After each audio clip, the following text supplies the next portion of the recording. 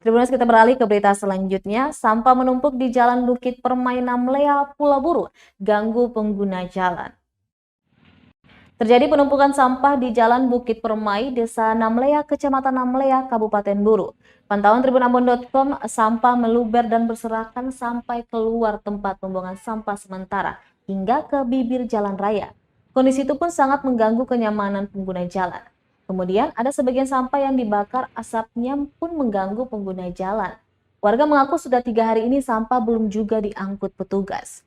Warga sekitar sendiri tidak mengetahui penyebab tidak diangkutnya sampah tersebut. Namun mereka baru kali ini sampah dibiarkan berserakan dalam waktu yang cukup lama.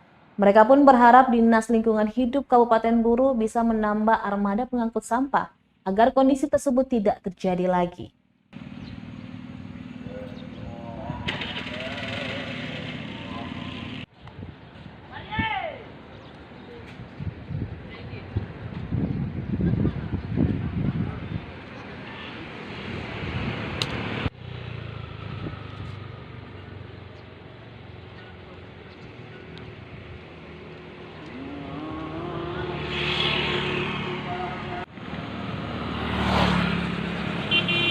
Terima kasih sudah nonton.